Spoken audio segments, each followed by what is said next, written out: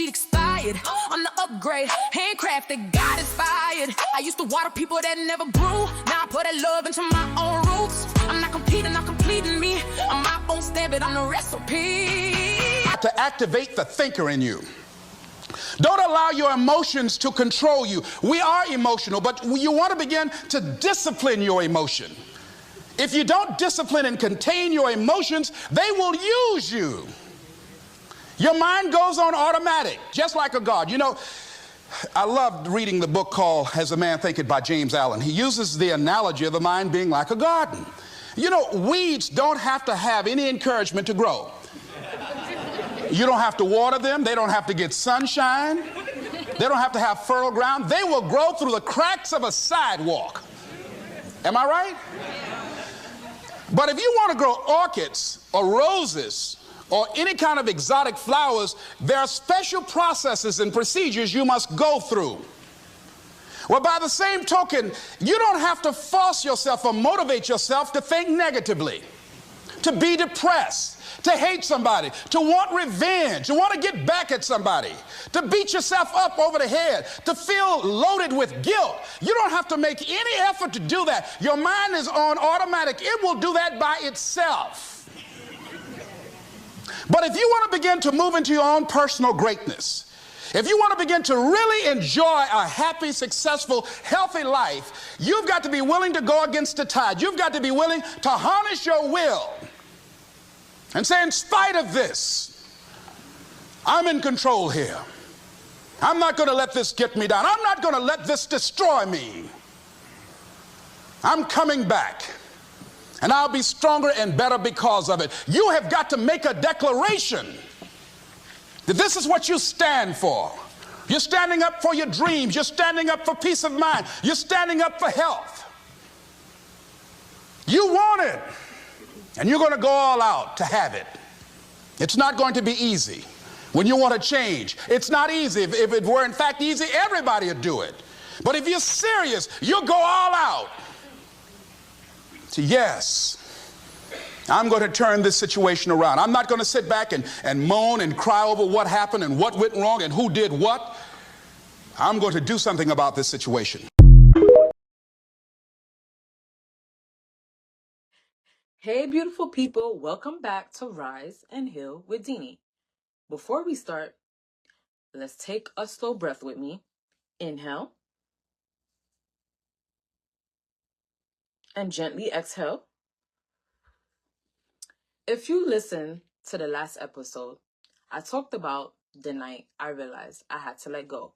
But today, guys, I want to talk about what came after that moment.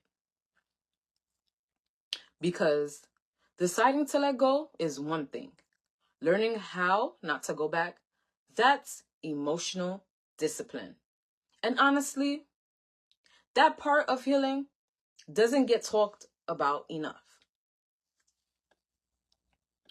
When people hear the word discipline, they usually think about routines, working out, waking up early, being consistent. But emotional discipline is something completely different. Emotional discipline is choosing not to text when you miss them. It's resisting the urge to check their social media. It's sitting with your feelings instead of trying to escape them. And I'm not going to lie, guys. That part can feel really uncomfortable. Can I be honest with you? I talk a lot about self-worth, right? I talk about standards. I talk about choosing yourself. But emotional discipline, that's something I'm still learning. Because knowing better and doing better are two completely different things. There were moments after I made my decision where I wanted to reach out. Not because I forgot what I deserved, but because familiarity can feel comforting, even when it isn't healthy.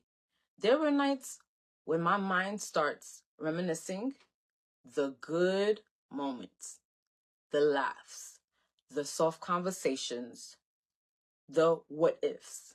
And suddenly, I had to remind myself why I created distance in the first place. My fingers would hover over their name in my phone. And I had to pause and ask myself something. Am I reaching out because this is healthy for me? Or am I reaching out because I don't like the feeling of being uncomfortable? And most of the time, it was discomfort. One thing I've realized is that growth often feels like withdrawal. Before, it feels like freedom. When you start breaking emotional habits, guys, your mind looks for what feels familiar, even if that familiar thing causes you pain. Sometimes the most loving thing you can do for yourself is keep walking forward, even when your emotion wants to turn around. I've had to sit with that discomfort. I've had to type messages, guys, in my notes and not send them. I've had to put my phone down. And sometimes I even wait a full day before responding. Not because I don't feel, but because I feel deeply. And when you feel deeply, you have to move carefully. If you're struggling with emotional discipline right now, you're not weak, guys. You're human. Growth isn't linear. Some days you feel strong. Some days you feel tempted. Some days you stand firm. Some days you almost fold. But the fact that you paused now, when you used to react immediately, emotional discipline is self-respect in action. It's protecting your heart even when it wants what's familiar. And I'm still practicing that myself.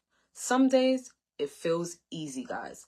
Other days I have to remind myself why I choose peace in the first place. But every time I choose growth over impulse, every time I choose calm over chaos, I feel myself becoming stronger. Not louder, just stronger. And if you're on this journey too, I want you to know you're not alone in it. This is Rise and Heal with Deanie, where we don't just let go, we grow through it. Guys, say with me, keep rising, keep healing, and never forget your worth. I'll talk to you in the next episode. It's you. I'm loving me like I'm somebody's dream. Because I am. I'm not chasing closure. I'm chasing elevation. I'm not arguing with delusion. I'm building legacy. And if you don't claim